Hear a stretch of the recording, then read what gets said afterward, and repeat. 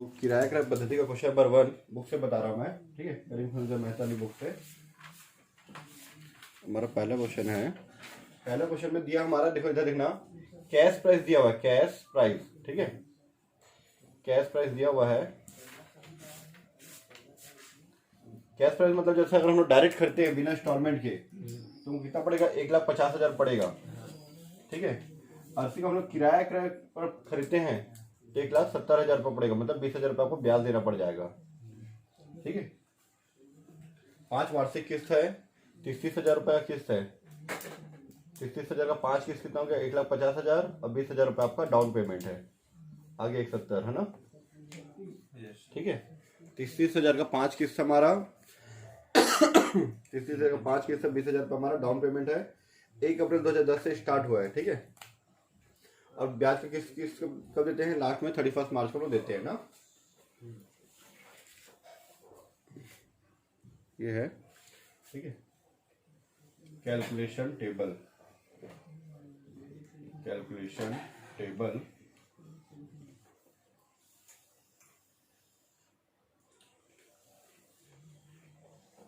जो थोड़ा सा नहीं, चैप्टर इजी है पर लिखना बहुत सरल रहता है इसमें, ठीक है। Date, outstanding cash price, outstanding cash price, ठीक है। कैलकुलेशन ऑफ इंटरेस्ट, इंटरेस्ट का कैलकुलेशन। फिर उसके बाद यहाँ पे इंस्टॉलमेंट का कॉलम 3 हो जाएगा, इंस्टॉलमेंट। अगर डेप्रिसिएशन है, जनरल एंट्री करेंगे तो डेफिनेट, इसको हम जनरल एंट्री करने नहीं बोला है तो डेफिनेट कॉलम में जाएगा कैश, इंटरेस्ट और उसका टोटल रहता है, ठीक है।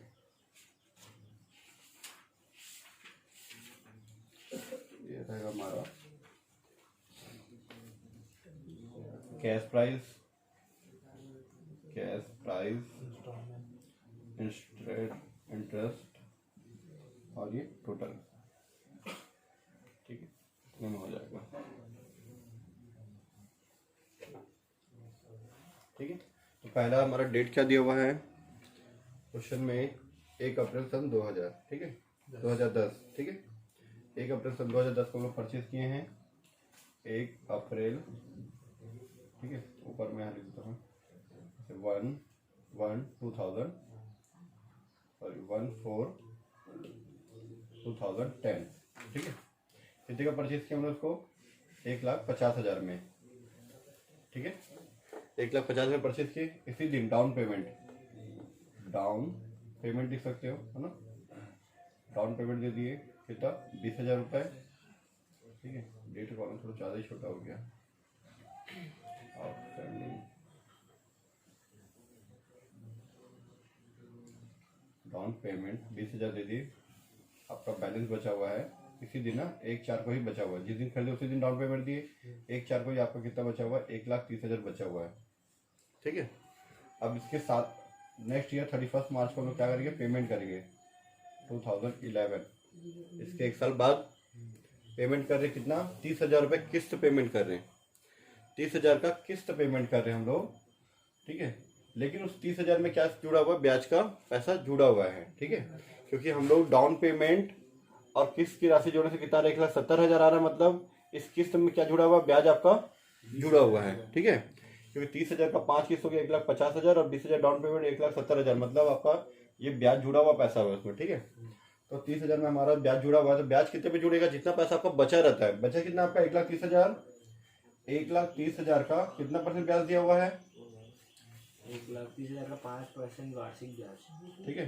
5% कितना आ जाएगा, 6,500, ठीक है। 6,500 रुपये हमारा ब्याज आ गया, ठीक है। 30,000 का हमारा किस्त है, इसमें 6,500 रुपये ब्याज है, तो आपका मूल राशि कितना होगा, 23,500। फिर 23,500 रुपये यहाँ पे माइनस हो जाएगा, 23,500। इस तरीके से 2 तरीके से बनता है हमारा, ठीक है। कभी आपको कैश प्राइस दिया रहेगा, उसमें इंटरेस्ट जोड़ के ये अमाउंट डालना रहता है, कभी आपको टोटल दिया रहेगा जिसमें इंटरेस्ट जुड़ा हुआ है, इस 30,000 में इंटरेस्ट जुड़ा हुआ है, ठीक है। इस 30,000 में इंटरेस्ट जुड़ा हुआ तो 6,500 रुपये माइनस करने के बाद 23,500 और इंटरेस्ट कहाँ पे है, ये यहाँ से आ गया। ठीक है, कैलकुलेशन करने से अब हमारा बैलेंस कितना बचा, 130 माइनस करें तो ये आएगा मेरे ख्याल से 106,500 आ जाएगा। इसके एक दिन बाद का बैलेंस होंगे 1/4/2011। ठीक है, देखते जाना, अभी ऐसे 5 साल चलेगा। अब ऐसे ही 31 मार्च को फिर से 31 मार्च 2012 को पेमेंट करेंगे। कितना बचा अभी यहाँ पे 106,500 बचा है, इसका 5% निकालो कितना आ रहा है कैलकुलेटर में 105 मेरा। देखो 106 का 53 आधा और 50 का आधा 25। ठीक है, तो ये आ गया 5325, ये आ गया हमारा 30,000 रुपये का हमारा किस्त है। 30,000 में 5,325 रुपये हमारा इंटरेस्ट है, इसमें से इसको माइनस कर दो, जाएगा आपका 24,675 रुपये। इसमें इसको यहाँ पर लिख दो 24,675। चलो माइनस कर दो, ये जाएगा 25 बचा 4 14 किया तो 8 हो जाएगा 181। इसके एक दिन के बाद का डेट 1/4/2012। फिर से 31 मार्च 2013, इसके एक साल बाद का डेट। ठीक है, जैसे हमारा 11 में होता था 1 जनवरी 2012 है तो ख़त्म कब होता था, ये 31 दिसंबर 2012 ऐसे ख़त्म होता था। अब जैसे यहाँ पे 1 अप्रैल है, 1 अप्रैल 2012 है तो इसका ख़त्म कब होगा 31 मार्च 2013, ये होता है। ठीक है, फाइनेंशियल ईयर, इसको फाइनेंशियल ईयर बोलते हैं, इसको कैलेंडर ईयर बोलते हैं लोग। ठीक है, फिर से वही 81,825 का 5% निकाल दो, कितना आ रहा है देख लो। ठीक है,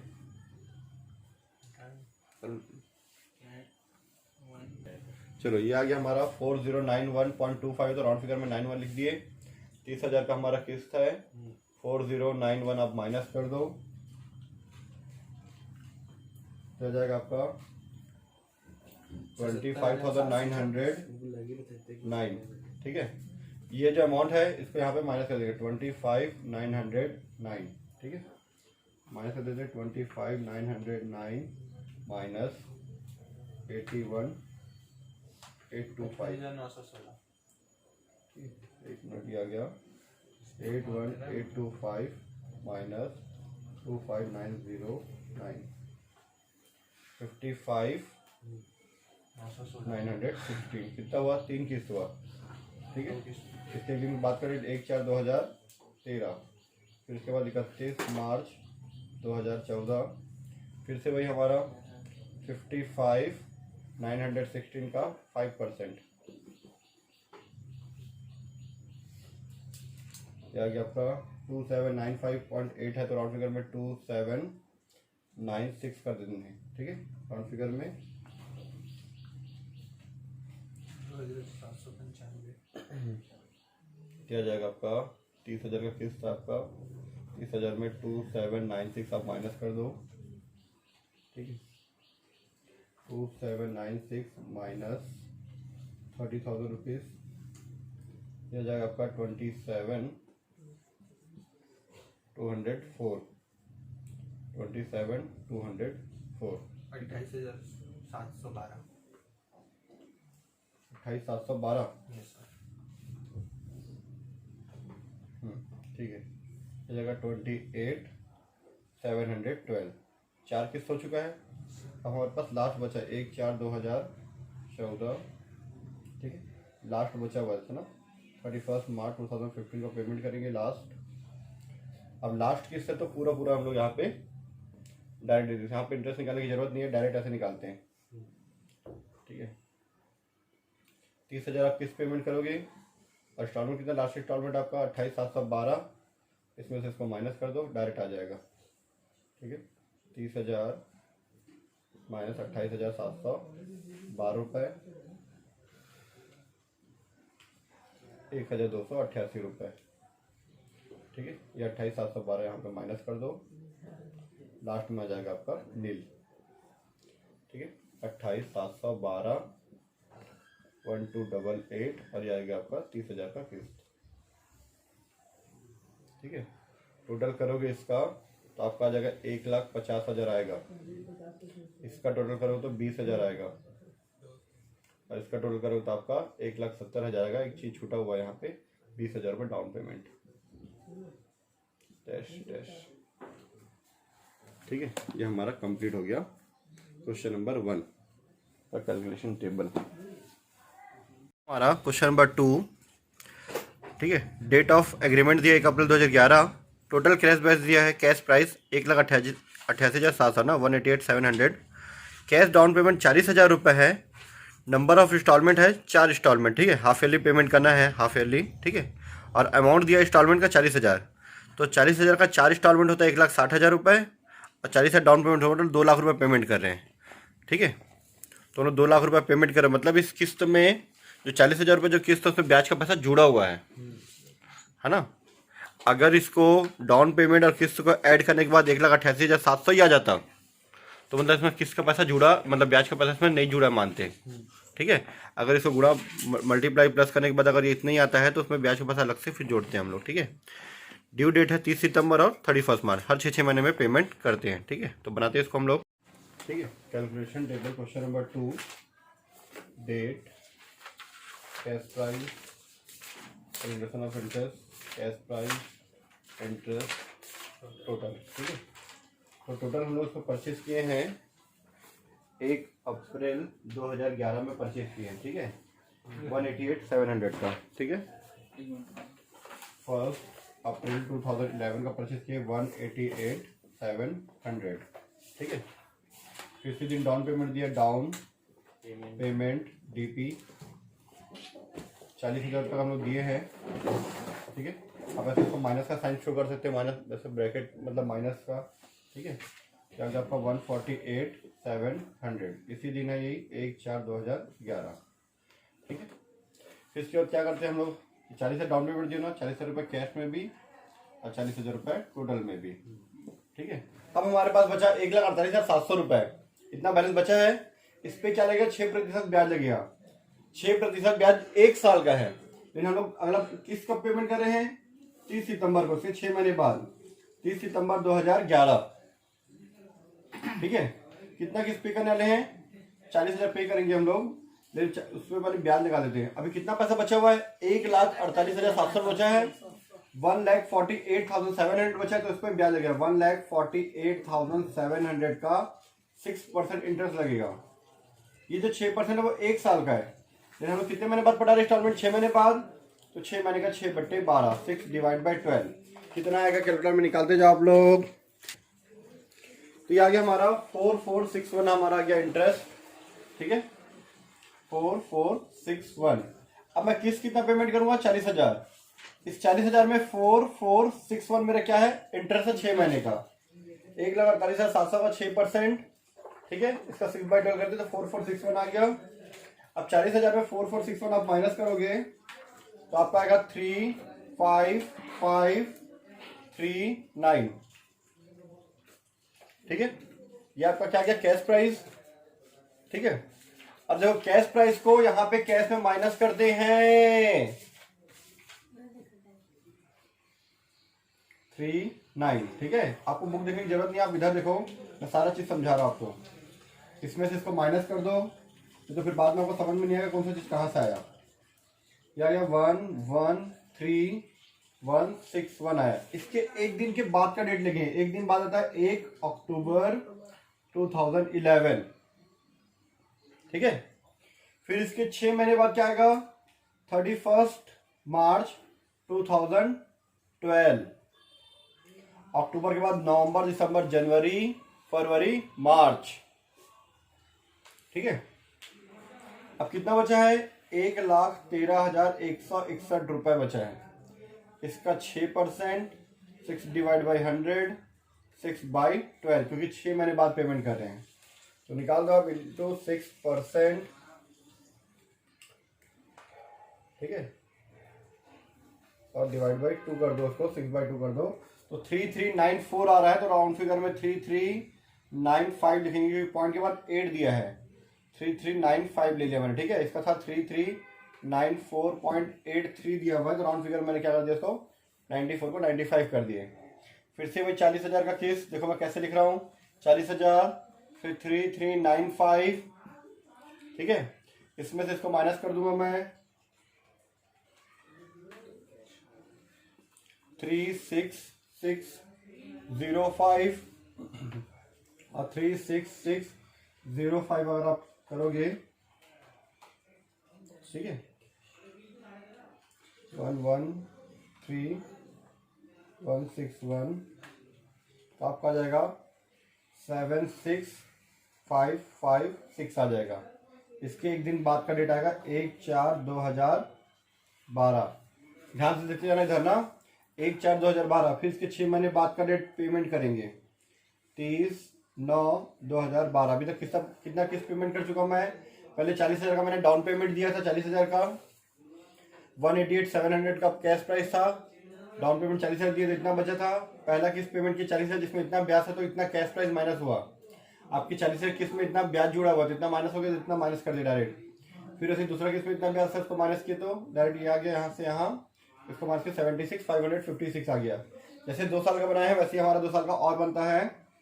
ये जो 76556 है ना, ये यहीं पे 76556 into 6 divide by 100 into 6 divide by 12 कर दो आप।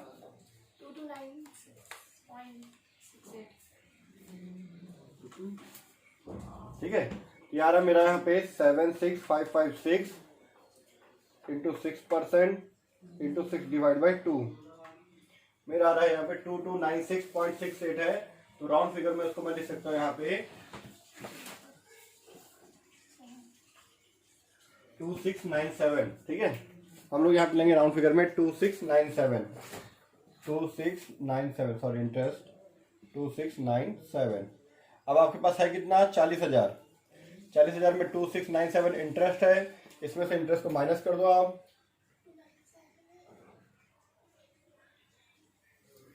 2697 ना, 2297 ठीक है।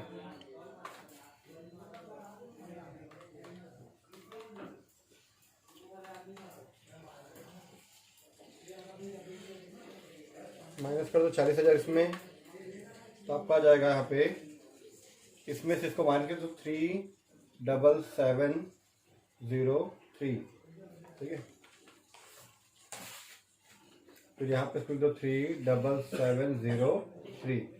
फिर इसके एक दिन के बाद का डेट बैलेंस निकाल लेना। बैलेंस निकालने तो एक दिन बाद का डेट डाल देना 1/10/2012। कितना का माइनस कर दो तो 76556 38853 आ गया। ठीक है,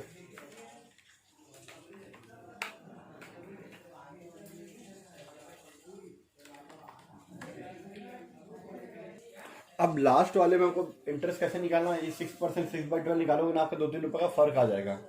लास्ट वाले में हमको कैसे निकालना है इंटरेस्ट? लास्ट वाले में हमारा कितना पैसा देना है? 40,000 रुपये किस्त देंगे, जो कि पैसा कितना बचा? लास्ट वाला 38853 बचा है।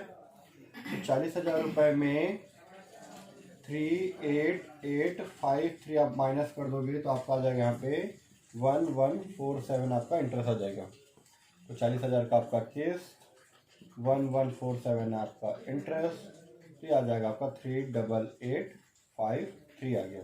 यहाँ पे आप माइनस कर दो 38853 आप यहाँ माइनस कर दोगे तो लास्ट में आपका बचेगा यहाँ पे नील। ठीक है, ये कब माइनस करते हैं? इसके 6 महीने बाद 31 मार्च 2013 और नील हो जाएगा 1/4/2013 को नील हो जाएगा। इसका डेटा लेने की जरूरत नहीं है। ठीक है, ठीक है, इसका टोटल आप करोगे तो आएगा आपके पास 188,700। इसका टोटल करोगे तो आपका इधर आ जाएगा 2 लाख रुपए। ठीक है, चलो इसका टोटल कर लेते हैं।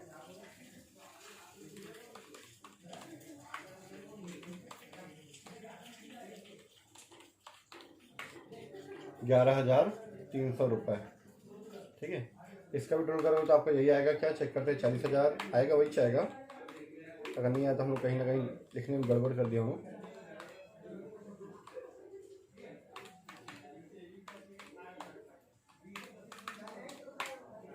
आ गया 18870। ठीक है, जो आपका कैश प्राइस था वो 5 इंस्टॉलमेंट पेमेंट हुआ है, 4 किस्त का ब्याज और ये, ठीक है। ये हो गया क्वेश्चन नंबर 2 हमारा हायर परचेज सिस्टम का कंप्लीट हो गया, ठीक है। चलो मैं आपको बताता हूँ यहाँ पे कि हायर परचेज सिस्टम, इधर देखो बेटा, hire purchase system versus instalment purchase system क्या होता है, मैं आपको इनका डिफरेंस बताता हूँ, ठीक है। हायर परचेज सिस्टम क्या होता है, जैसे आप कार खरीद रहे हो या बाइक खरीद रहे हो, है ना, कार बाइक बड़ी बड़ी चीज़ें आप फाइनेंस कराते हो, है ना। अब फाइनेंस कराए आप और किस पर आप पेमेंट नहीं कर पाए, बैंक आपको नोटिस भेजेगा, जो भी है आपको वार्निंग देगा, और फिर भी पेमेंट नहीं करो तो आपका कार जो है जब्ती करके ले जाएगा या बाइक को जब्ती करके ले जाएगा, ठीक है। उसको बोलते हैं हायर परचेज। इसका नाम हायर परचेज क्यों है, किराया क्रय क्यों नाम है इसका, हिंदी में इसका नाम है किराया क्रय पद्धति। किराया क्रय पद्धति क्यों नाम है इसका, किराया क्रय पद्धति। इसमें ये माना जाता है कि आप जो कार और बाइक जो फाइनेंस कराए हो आप, वो किराए पे है, जब तक अब लास्ट किस्त आपको नहीं मिल जाएगा, लास्ट किस्त आपका पेमेंट नहीं हो जाता, लास्ट किस्त आपका पेमेंट होता है, आप उससे लेते हैं एनओसी लेते हैं, नॉन ऑब्जेक्शन सर्टिफिकेट लेते हो आप, ठीक है। जब तक अब वो एनओसी आपको नहीं मिल जाएगा तब तक वो क्या माना जाता है, लास्ट किस्त जब तक आपका पेमेंट नहीं होगा तब तक आप किराए पे ले रहे हो, और वो जो ब्याज जो आप पटा रहे हो, आप जो किस्त पटा रहे हो वो एक तरह का आप किराया पटा रहे हो, ठीक है। इसीलिए उसका नाम है किराया क्रय पद्धति, हायर परचेज सिस्टम। इसमें जब्त हो सकता है, ठीक है। इंस्टॉलमेंट परचेज सिस्टम में क्या होता है, इसमें जैसे आप मोबाइल फाइनेंस करा लिए, टीवी फाइनेंस करा लिए, आप पेमेंट नहीं कर रहे हो तो ये आपका पैसा जब्त नहीं करेगी, मतलब आपका जो मोबाइल है टीवी है इसको जब्त नहीं करेगा, आप लाके तुरंत तोड़ दो, उसी के सामने पटक दो, कुछ नहीं बोलेगी आपको, ठीक है। लेकिन आपके ऊपर पेमेंट नहीं करने से आपके ऊपर केस कर सकती है, बस आपको केस करने का उसका बनेगा, सामान को जब्त करने का उसके पास अधिकार नहीं रहता। ये है दोनों के बीच में डिफरेंस, ठीक है। लगभग बनता है एक जैसे ये दोनों का क्वेश्चन, ठीक है।